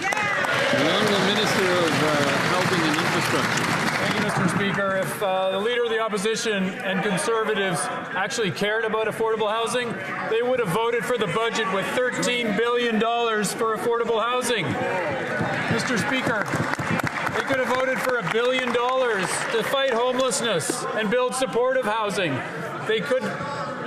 These Conservatives stalled the first-time homebuyers GST break since June. They have no credibility on affordable housing, Mr. Speaker. The Honourable Member for Saint-Jean. Mr. Speaker, the oil agreement between the Liberals and Alberta is a betrayal of the climate. Canada is abandoning the global fight for the environment. That is what the Liberal MP for Laurier-Sainte-Marie confirmed yesterday on Tout le monde en parle, a TV show. I quote, "If we're honest with Canadians, we can no longer achieve our 2030 targets with the recent announcements. It's simply not possible." Mr. Speaker, will the Liberals be as honest as the MP and confirm to Quebecers and Canadians that they have absolutely no intention of meeting their targets? The Honourable Leader of the Government in the House. Mr. Speaker, the agreement from last week is a major piece of progress for climate change and the environment in Canada. Carbon capturing, new connections for renewable energies throughout Western Canada, nuclear energy, a clear process with clear conditions imposed upon the province of Alberta, Mr. Speaker. This is a major step forward for our environment. The rules are clear, and Alberta is now committed to putting forward its own environment action plan. The Honourable Member for Saint-Jean. I don't understand how they're trampling their values. Mr. Speaker, the oil agreement from Alberta positions Canada as one of the world's worst environmental polluters for decades to come. It confirms that the Liberals have sold out all of their principles to the same oil companies that are majority shareholders of the Conservative Party. Mr. Speaker, it's not surprising that there are Conservative defectors among the Liberals now because they have the same policies. The real question is, why aren't more Liberals following the example of the member for Laurier-Sainte-Marie and resign? Why are they not resigning? The Honourable Member. Mr. Speaker, the people of British Columbia aren't saying that they need a Bloc Québécois to defend them. They have a clear path forward. We're creating jobs for BC. We're creating opportunities for BC. We are collaborating with First Nations in BC. We are creating renewable energy projects. We are creating electricity networks. Mr. Speaker, British Columbia is a great winner when it comes to the creation of opportunities, jobs and major projects. We were voted in to build Canada strong, and that is what we will do. The Honourable Member for Jonquière. Mr. Speaker, Quebecers did not vote for climate betrayal. Many of them even voted Liberal out of fear of the Conservatives. Today, the Liberals are betraying them with a Conservative oil deal with Alberta. Quebecers elected 44 Liberal MPs, and they are now being betrayed. Alberta elected 2, and its wildest, oiliest dreams are coming true. So we must ask the question again. What is the point of voting for Quebec MPs who don't even defend Quebec's interests? The Honourable Minister for Industry. Mr. Speaker, the 44 MPs from Quebec are proud to defend this government, and we will defend the interests of Quebecers because in the last election, Quebecers told us very clearly that they wanted us to protect them with regards to what is happening in the States. Given the current geopolitical climate that is ever-changing, given that the States also made decisions with regards to energy, we must be able to be sovereign with our energy. And that's why we've made this decision to have a strong agreement with Alberta. Honourable Member for Thornhill. Once upon a time in Canada, you could work hard, earn a decent living, and build a better life. In a decade of Liberal policy, that bargain has been blown to pieces. A CTV report this weekend showed that even families earning $200,000 are being driven out of Toronto because they can't afford a basement rental, a home, or anything else. Last year, 35,000 households fled the GTA, not because they wanted to, but because they had to. Is move somewhere cheaper the new official government slogan of these Liberals for Canadians who can't afford to stay in their homes? Honourable Minister of Housing and Infrastructure. Mr. Speaker, well, it's hypocrisy to hear this from the Conservatives. All of a sudden, they're concerned about affordable housing. Building starts are up across Canada this year versus last year. If you look at year to year, we're moving up. We are investing $13 billion in Build Canada homes. That's focused on non-market housing and market housing that leverages it. Mr. Speaker, we're getting no support from the Conservatives to scale up affordable housing at an unprecedented rate, and we expect that if they're going to speak out here about it.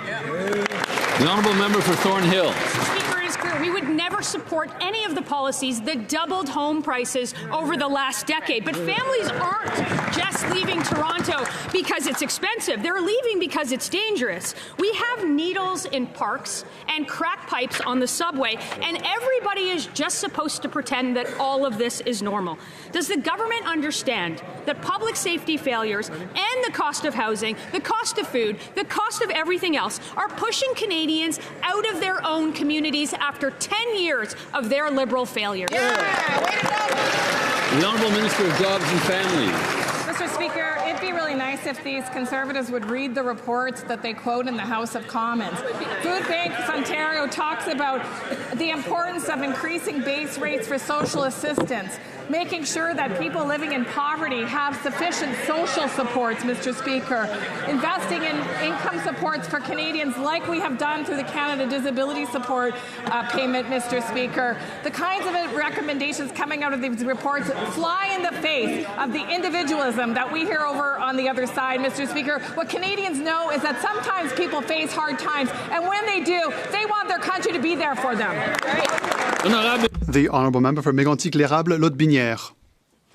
Mr. Speaker, whilst the Prime Minister continues to reap profits sheltered from taxation in Bermuda, the middle class here in Canada is now directly affected by this Liberal government's hidden taxes on every grocery. The Quebec Observatory of Inequalities reveals today that nearly 20% of workers suffer from food insecurity. This doubled in 4 years. Even with a steady job, we don't have enough to cope with rising food costs and rent costs. Why is this Prime Minister so proud to continue in the same direction with record deficits and spending, which will only make life even more expensive for Canadians and even more difficult when it comes to getting food? The Honourable Parliamentary Secretary for Youth. Thank you, Mr. Speaker. Once again, I would like to highlight that no parents should find it difficult to feed their children. I was in Nova Scotia this weekend. I was lucky enough to meet mothers, women who work in childcare centres, who take care of our children. They could not stress enough how important our measures have been for them to reduce the cost of childcare, to improve the childcare benefit. They are very happy with these investments made, but the Conservatives keep voting against. The honourable member for Mégantic-l'Érable-Laude-Binière. I'll give one impact of 10 years of Liberal governance: eating less to be able to afford housing. That is the sad choice that Canadians have to make. The Observatory has stated that food insecurity has nearly doubled in 4 years as a result of Liberal inflationary policies. 1 in 3 suffer from it. Severe food insecurity has increased by 63% in 3 years. It means skipping meals, weight loss, and extreme deprivation. And the Prime Minister tells young people and tenants that we'll have to make sacrifices in the future. How many more will have to sacrifice everything to enrich Brookfield and all Canadians? Mr. Speaker, this is a serious issue, and what my colleague did not mention was that the first thing we did is reduce income tax for Canadians. 22 million Canadians will now pay less tax. The second measure that the Conservatives voted against, and people need to note this because they voted against measures to build new homes. Affordable housing is the basis of affordability, Mr. Speaker. If they were really serious, if they were so concerned with this, every single one of them would have supported Budget 2025. Honourable member for Hastings, Lennox and Addington, Tyendinaga. At a time when families are under unprecedented financial pressures, Canadians expect their government to put them first. Right. While this Prime Minister travels abroad, meeting with dictators and autocrats, Canadians here at home are struggling to make ends meet. In parts of Ontario, food bank visits have increased by over 250%. This budget was an opportunity for the government to lower the cost of living by eliminating the industrial carbon tax. Instead, they callously increased it. Why? Yeah, you tell us. Secretary of State for Seniors. Mr. Speaker, these Conservatives voted against lowering the cost of living when they voted against Budget 2025 because they voted against food in schools for children. They voted against a tax cut for middle-income Canadians. What else? They voted against $75 million in apprenticeship training and against a refundable tax credit for personal support workers. Really? Oh my God. They also voted against $45 million in funding to address gender-based violence. Wow. Mr. Speaker, Canadians and seniors want to know who these Conservatives are fighting for, because it certainly isn't them. The honourable member for Hastings, Lennox and Addington, Cayenne-Denaga. Instead of disingenuous replies to very serious questions, Canadians deserve answers. Let me share the state of Ontario, of food banks in Ontario. 2 in 3 food banks are concerned about sustaining their operations over the next 6 months. 1 in 2 worry they will not have enough food to meet the needs in their community. And directly from the Hunger Report, quote, over the past 5 years, the proportion of first-time food bank visitors have increased. The trend is unsurprising, as overall food bank use has nearly doubled. Mr. Speaker, can the Prime Minister explain why he's driving up grocery costs? While he's refusing. The Honourable Secretary of State. Mr. Speaker, these Conservatives voted against lowering the cost of living for seniors when they voted against Budget 2025. They voted against old age security. They voted against the Guaranteed Income Supplement. They voted against the New Horizons for Seniors program. They voted against anti-fraud measures that protect seniors from scams. They voted against a tax credit for personal support workers that support seniors who need care. They voted against dental care for over 6 million Canadians that are currently taking advantage of that. Canadians want to know, Mr. Speaker, who these Conservatives are fighting for, because it clearly isn't them. The honourable member for King Vaughan.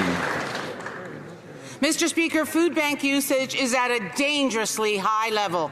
With over 1 million people using the food bank in Ontario, this past year usage has skyrocketed 165%. Parents take pride in providing for their families. However, the cost of living crisis, 29% of food bank users are children. Wow. When will this Liberal government stop playing games with their Brookfield buddies and stop the industrial carbon tax so Canadians can afford to feed their families? The Honourable Secretary of State for Sport. Mr. Speaker, Feed Ontario and Food Banks Canada do important work on the front lines, but they also make important recommendations for government, Mr. Speaker. And what are some of those recommendations? They recommended that Budget 2025 include automatic benefits, the Canada Disability Benefit, which was brought back by our government, National School Food Program, which was made permanent by our government, which the Conservatives recently called garbage. Mr. Speaker, they called on the government to make sure that we were building more affordable housing, and Build Canada Homes does just that. Mr. Speaker, how do the Conservatives sleep at night? Just exploiting the challenges that Canadians are facing for their own political gain without following one suggestion. The Honourable Member for Repentigny. Mr. Speaker, the Canada-Alberta oil agreement is a betrayal of the climate. Canada is abandoning its greenhouse gas reduction targets. It is abandoning all of its environmental policies of the last 10 years. It is abandoning biodiversity by revoking the moratorium on oil tankers. It is abandoning even the protection of Indigenous lands. At this rate, all that will remain of the Environment Minister's mandate is to rubber stamp the Prime Minister's oil agreement. The Honourable Secretary of State for Nature. I'm not sure, Mr. Speaker, that we could talk about betrayal. Our government is finding a new strategy to meet significant objectives. The Prime Minister, myself, the 44 Liberal Quebec MPs, we all have environmental values. We share them and will continue to better explain things, but we will have strategies to meet our objectives. We have to be able to do so. And in this agreement, there are important tools to do so. And on top of that, Alberta will help us to contribute for the environment. The Honourable Member for Repentigny. Mr. Speaker, once again, the Liberals are all ashamed. They talk about everything except their dirty oil pipelines from the tar sands. They are ashamed to admit that they are no longer fighting climate change by abandoning their greenhouse gas reduction targets. Worse, they are ashamed to admit that they are even going to accelerate climate change with 1.4 million more barrels of dirty oil every single day. Mr. Speaker, how can ministers agree to be the spokespeople for oil policies? They're ashamed to talk about it. They should be cowering under their desks.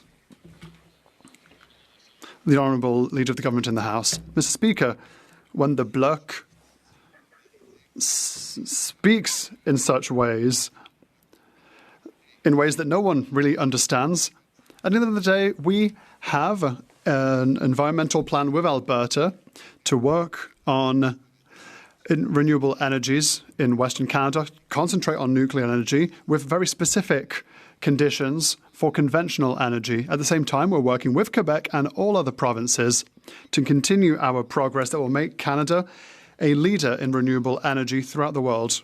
The Honourable Member for Richmond Arthabaska. Thank you, Mr. Speaker.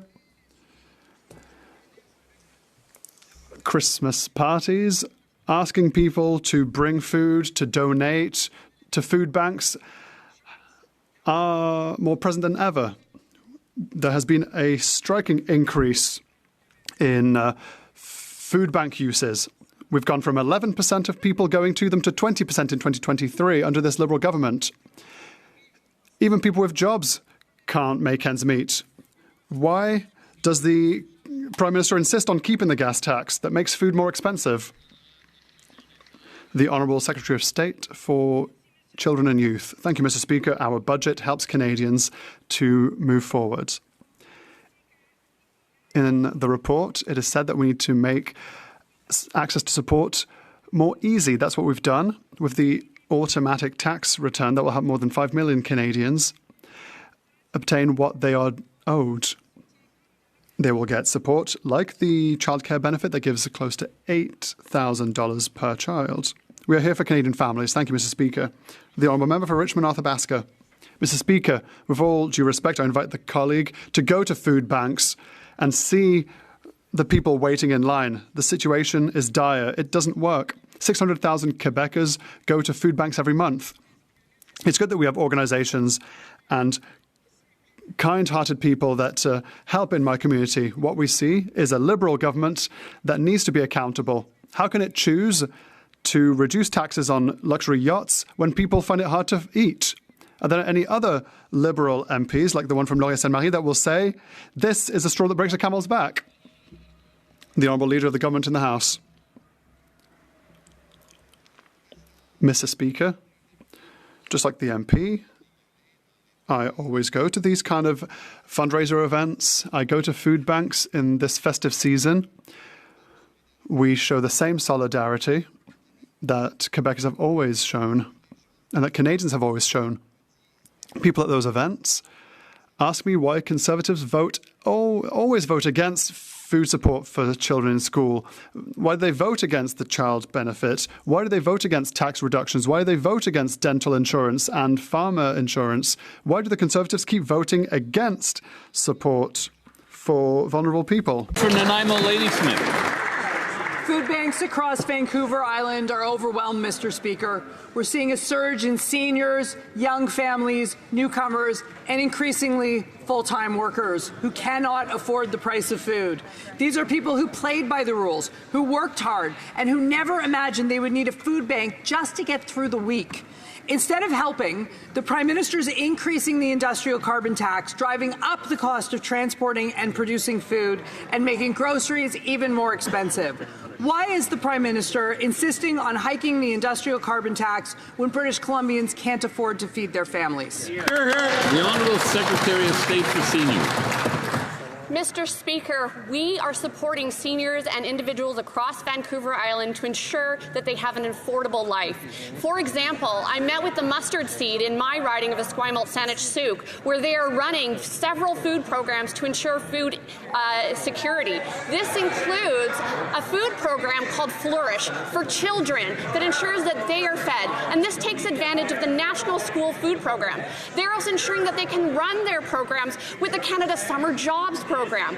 These are initiatives that are so key to ensuring that people are fed well on Vancouver Island, initiatives that the Conservatives voted against. The honourable member for Nanaimo Ladysmith.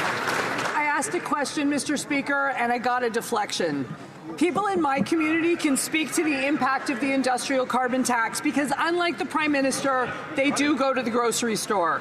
And it's not just my local food bank, Mr. Speaker. The Saanich Food Bank, in that members' riding, says they've also been seeing more young families, seniors, and newcomers. Family Services of Greater Vancouver is also seeing more full-time workers. Right now, everyone is in need. So I ask again, will the Prime Minister commit to eliminate the industrial carbon tax? The Honourable Secretary of State. Mr. Speaker, you know what Canadians and Vancouver Islanders need to ensure an affordable life? They need money in their jeans. They need things like the old age security. They need things like the guaranteed income supplement. They need things like the child tax benefit. These things put money in folks' jeans. These are initiatives that the Conservatives voted against time and time again. Very good. Honourable member for Mission Matsqui Abbotsford. Mr. Speaker, Family Services of Greater Vancouver reports record demand for Christmas food hampers and food banks in general. They outline that working full-time families, even those in higher income tax brackets, can't afford the basics.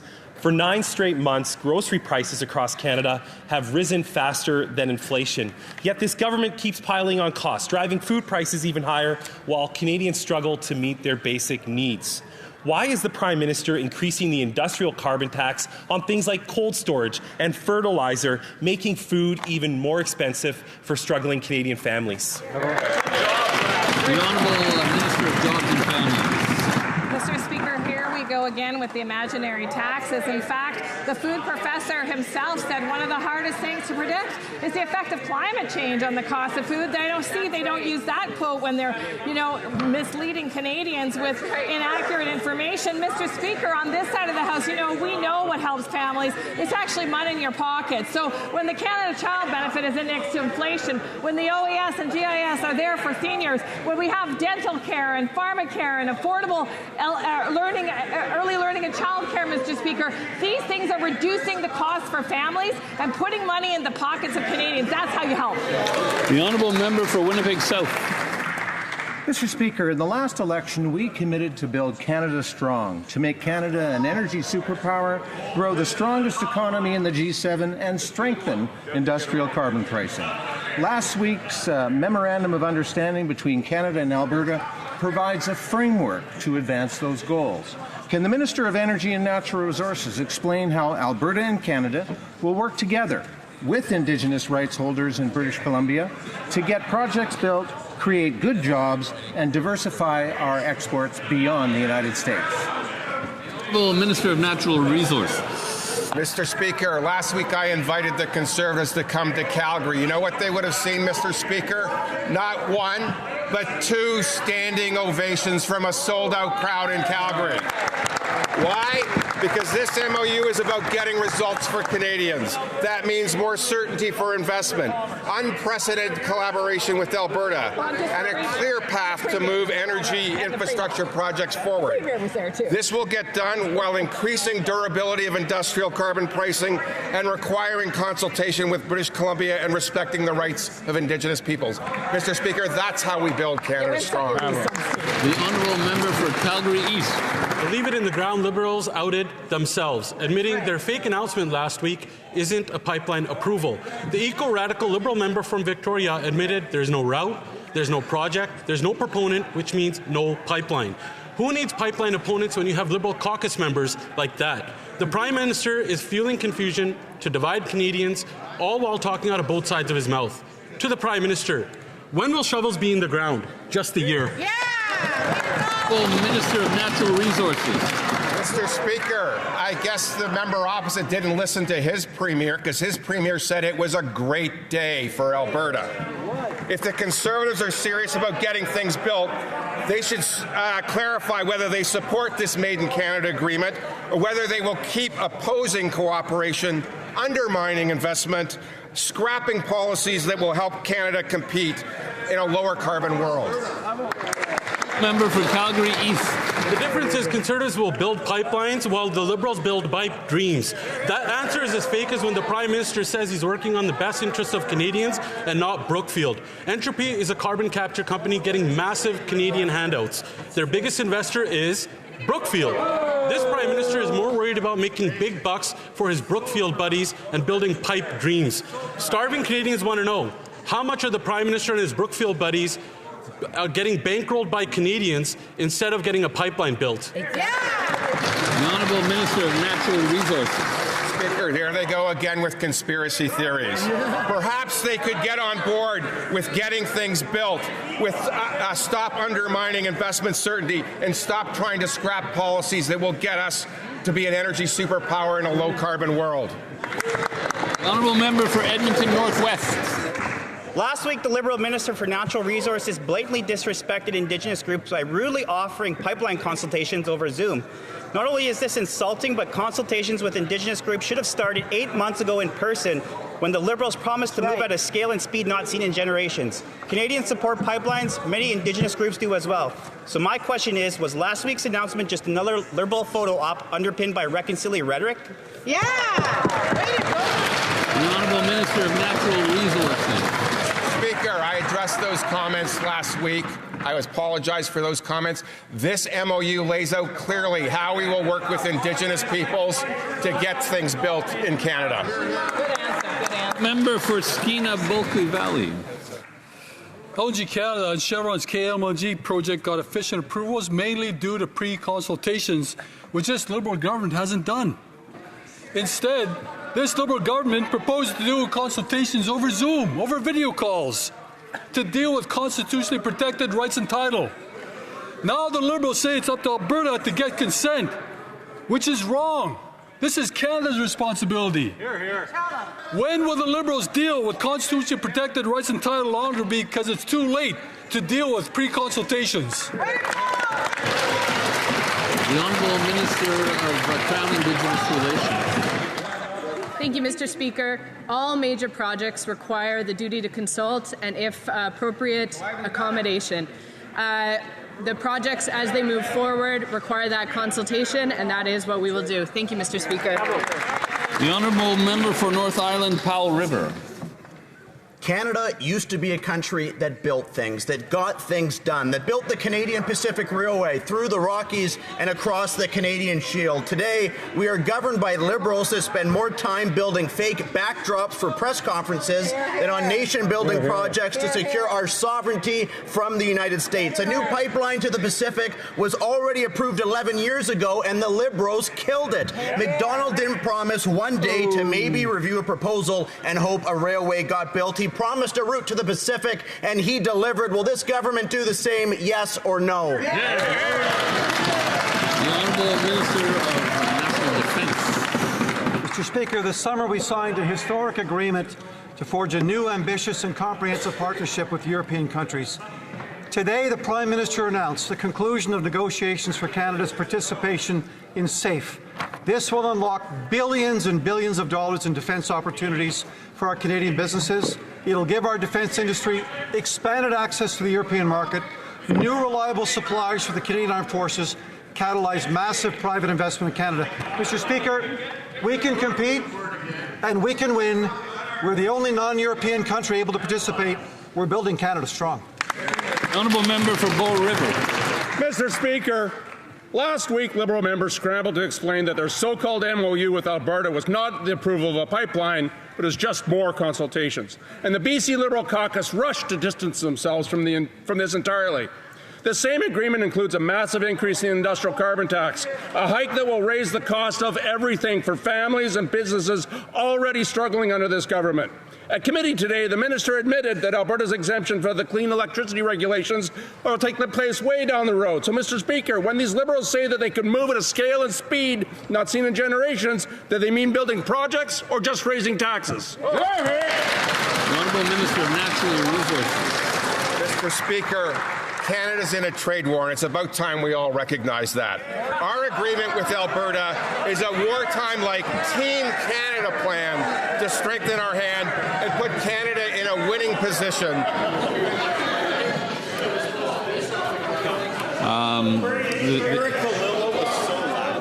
Anyway, I'd like to continue with the answer, but we need a little more silence. I think we're good now. The honourable Minister of Natural Resources. I will continue. This MOU is about growing exports beyond a single customer while driving down emissions with strong industrial carbon pricing and a commitment to decarbonization projects. Our goal is to create investment certainty, reduce regulatory overlap, and ensure meaningful consultation with provinces and Indigenous communities. Member for Oxford. Mr. Speaker, termination letters are starting to roll out for CAMI workers out in Ingersoll just weeks before Christmas. One of the workers said it's a punch right to the gut. But on October 23rd, the Minister of Industry said, and I quote, "I expect a full update within 15 days from GM." Well, her self-imposed deadline has come and gone. There is no plan. There is no action. There is no update. Our workers can't keep feeding themselves off of empty Liberal promises. So after breaking her own promises, why should our auto workers believe a word she says?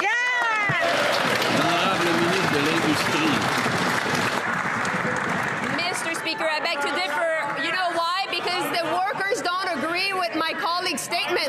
The Unifor unionized workers are completely behind the government's plan to push back against any form of movement at Ingersoll, because we believe that GM can act along with the government and along with Unifor to bring back a new model. Meanwhile, I've had several meetings. I even went to Ingersoll. I met with Unifor, and Mr. Speaker will continue to fight for these jobs. The honourable member for Elgin St. Thomas. When GM shut down the CAMI plant and laid off 1,200 workers, the industry minister claimed she was on it. She said she was demanding a full update from GM within 15 days and that she would offer transparency to Canadians. That was 39 days ago. No clarity, no plan, no relief for auto workers in Elgin, St. Thomas and London, who this Liberal government told they would have their backs. When the Prime Minister was asked about standing up for Canadian jobs, he said, who cares? My question is to the Industry Minister. Does she? The Honourable Minister of Industry. Mr. Speaker, we are all very much aware that the auto workers are affected by the unjustifiable and unjustified American tariffs. And that is why we've been supporting all of them, working with Unifor, working with Lana Pine, who's on speed dial, and to whom which I speak pretty much every day. That being said, we'll continue to fight against Stellantis to make sure that they bring back their operation at Brampton. We'll make sure that we work with GM at the CAMI plant in Ingersoll, because we think that there's a path towards a good news story. The honourable member for Edmonton West. Apparently nobody in this government bothered to read the Stellantis contract before to see if Canadian jobs would be protected before giving Stellantis billions of dollars in taxpayers' money. The Minister of Industry did not read it. The Deputy Minister for Industry and the past Deputy Minister of Industry did not read it. Finance Canada lawyers did not read it. They all pointed their fingers at the former Industry Minister, who is, of course, the Finance Minister now. So before giving billions in taxpayers' dollars to a project whose jobs are now fleeing to the U.S., did the Finance Minister read the contracts? The Honourable Minister of Industry. Mr. Speaker, not only did the entire team read it, but you know what we read? We read what the Harper government did in 2009 when they bailed out GM and Preshow at the time. And you know what we saw? We saw that there was no job protection in that deal. And so you know what we'll do now? We'll make sure that we fight for these jobs. We will make sure that we'll put maximum pressure, and they should stop just whining. They should just get on board and make sure we do it. L'honorable député de Vaudreuil. Mr. Speaker, we know that artificial intelligence may be central to the economy of the future. Everything from healthcare to transportation has the potential to be revolutionized by AI. Canadians want to be confident that Canada is staying at the cutting edge of AI innovations. Can a Minister of Artificial Intelligence tell the House how our government is supporting Canada's AI ecosystem and ensuring that Canadian researchers and companies continue to lead globally? Honourable Minister of Artificial Intelligence and Digital Innovation. I want to thank my colleague for the good question, for his leadership in his community of Vaudreuil. Canadian pioneers like Jeffrey Hinton and Joshua Bengio helped invent modern AI right here in Canada. And our 3 world-leading institutes, Mila in Montreal, Amy in Edmonton, and Vector in Toronto, are success stories. Mr. Speaker, we just invested more, $42.5 million in new compute for researchers all over the country. As the head of our digital research said, we're ensuring innovators have the tools they can to compete globally while keeping our data sovereign. We're building here in Canada. Member for Newmarket Aurora. A resident pleaded with me. My family and I are struggling with the rent costs and the price of food. And they're not alone. A CTV News article tells us that 35,000 families are fleeing the GTA because staying in the GTA means living on edge financially with very little room to grow. Families are being uprooted. Generations torn apart. Canadians are forced to leave the very communities that they grew up in. Increasing the industrial carbon tax increases the cost of cement, steel, and all the materials that go into building homes. Why is this Liberal government increasing the industrial carbon tax and making housing even more expensive? The Honourable Minister of Housing and Infrastructure. Thank you, Mr. Speaker. Well, the good news is that the price of housing is actually coming down. We're seeing from the Parliamentary Budget Officer's report in October, average rents are down across Canada, average price of housing is down, mortgage rates are down, housing starts are up. Mr. Speaker, this side of the House is doing something about housing affordability. That side of the House is voting against it. For Newmarket Aurora. All we hear from these Liberals are empty promises. For the last decade, they've been promising the same things. They know these ideas don't work, and the record speaks the truth. In the GTA, housing starts have plunged 34%, not increase. In just 9 months, condo starts are down 51%. And the slowdown in the construction industry means 35,000 lost years of employment for Canadians. Instead of building homes, the Liberals are piling on more bureaucracy and increasing the industrial carbon tax. Why can they stop raising punishing taxes, driving away our jobs and investment while Canadians cannot afford a home or food? The Honourable Minister of Housing and Infrastructure. Thank you, Mr. Speaker. Well, this side of the House has proposed a budget that has unprecedented investment in affordable housing. The Conservative side of the House has an opportunity to support $13 billion investment in affordable housing, Mr. Speaker. Conservatives have dragged the first-time homebuyers tax break on GST since June. That was an opportunity to save first-time homebuyers money. Mr. Speaker, we're giving them opportunities to support our investment in affordability and affordable housing across Canada. Thank you. For York Centre. Over 35,000 families fled the GTA last year because they can't afford a home.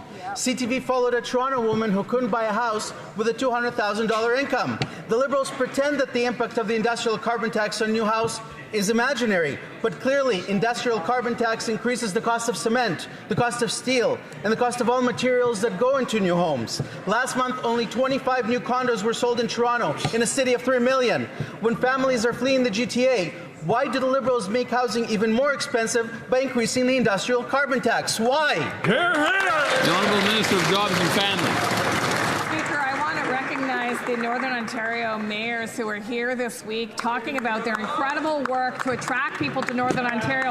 These mayors are actually investing in the very things that create affordable housing, using the Housing Accelerator, working with infrastructure, working with the province of Ontario, making sure that as critical mineral projects boom in our region, we have the housing to accommodate those workers. Mr. Speaker, good things are coming for Northern Ontario. L'Honorable Député de Compton Stansted. Mr. Speaker, last week, despite obstruction and stalling from the Conservative, we successfully referred Bill C-12 back to the House. This legislation is critical to securing our borders, strengthening our immigration system, and keeping Canadians safe. Can the Minister of Public Safety tell Canadians why this legislation is essential to ensuring their safety and protection? The Honourable Minister for Public Safety. Mr. Speaker, I'd like to thank the member for Compton Stansted for her incredible work in the SECU Committee, and I want to thank the members of the SECU Committee for making sure that Bill C-12 passes report stage at committee. Bill C-12 will give law enforcement the tools to keep our borders secure, combat organized crimes, auto theft, extortion, money laundering, and the trafficking of illegal weapons and drugs, Mr. Speaker. The bill will enhance the integrity of our immigration system by creating robust screening standards as well as ensuring fair and transparent enforcement. Keeping Canada strong means keeping Canadians secure, Mr. Speaker. The Honourable Member for Côte-du-Sud, Rivière-du-Loup, Kataskamekw-Témiscouata. Mr. Speaker, December is slated to be the most difficult month in decades. In my riding, the director of the Moisson Kamouraska Food Bank has told me that demand is skyrocketing. In Quebec, there were 3.1 million food bank visits in 2025, 37% more than in 2022. The demand for Christmas hampers will be unprecedented. With the price of food going up, eating is now practically a luxury, and yet the Liberals are still hanging on to their fuel tax, which is making food prices go even higher. Mr. Speaker, why is the Prime Minister refusing to help families in my riding who are struggling to put food on the table? The Honourable Minister of Industry. Thank you, Mr. Speaker. I have a great deal of respect for my colleague. As he knows, and as we all know, regular people in Quebec want to have a good job. Currently, a great many tariffs are being brought in by the American administration. During this difficult time, we will be there to protect our businesses that give people good jobs in Quebec. I will continue to work with him over this holiday period so that people can get good jobs and to help us have a strong safety net in Quebec and throughout Canada. We believe in that. Neil Bernie. Mr. Speaker, in 2021, the Zim Kingston lost over 100 shipping containers. In 2016, the Hanjin Seattle spilled dozens, and now a barge off Bella Bella has nearly gone down with a full load. Each time, First Nations and local communities are left to respond and face lasting impacts. The Transportation Safety Board says Canada still has no system for cargo unit or marine debris spills. When will this government act on these recommendations and create a coordinated response system that includes coastal communities backed by an ecosystem service fee on cargo units so industry can help protect our coasts? The Honourable Government House Leader. I want to thank my honourable colleague for that question. It's an important issue indeed, and we want to make sure that marine safety, indeed the safety of all vessels, their seaworthiness, the safety and security of those who are aboard them, and indeed the environment for those who must deal with those transgressors must all be dealt with. I'm very glad to have the honourable members' cooperation and interest in this file, and I can assure them that we'll continue to be working on it as we work on the security of our supply chains and the sustainability of our marine transportation system. Well, thank you, colleagues. That puts an end to question period. All right. Well, we'll pause that and we'll flip over to here. Like, my kitty, come on. Show them. Show them how big you are. She's huge. Another day of interesting federal politics. We do have the best pre-question period show. I see how many people we gather. Drops off. People go to watch question period, or if they go to watch it. I'm just glad people are watching. Thank you, Kirk. Rhonda, we're out. Big baby right here. Show them how big you are. Come here. Show them how big you are. She's huge. She's such a monster. She doesn't like being picked up, though. We're out, gang. Thank you all for watching. Here's some romper room. I think. In the morning, can you ask me You should do exercises. That's important to our good health. And friends, tomorrow we are going to be visiting with a fisherman who will tell us about his very enjoyable hobby. Now, I would like to see you all through our magic mirror. Romper bumper, stomper boo, tell me, do. Magic mirror, please tell me today, did all of my friends have fun at play? I see all of my friends in Alberta. It's nice to see you. And I see Dan and Vivian. I see Marlon and Mona. I see Catherine and Harley. I see Anne and Elizabeth and Jane. I see Bert and Nicole, and I see you too. I hope to see you tomorrow, right here in Romper Room. Ding dong, knock knock, hey daddy do. Bing bong, tick tock, bebop boom. Kick off your weekend with exciting CFL action when the Edmonton Eskimos tackle the BC Lions in Vancouver. Tomorrow night at 10:30 on CFTO TV. Ding dong, knock knock, hey daddy do. Tip tap, pitter pat, granny cat too. Rooty toot, kimble, loopy loo. Bobbity stompity, romper room and friends.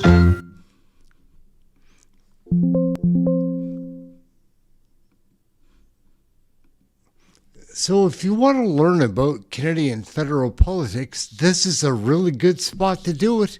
We don't judge. We show what we're learning here. And we're learning a lot. Thank you all so much for hanging out. We're doing good, gang. Thumbs up.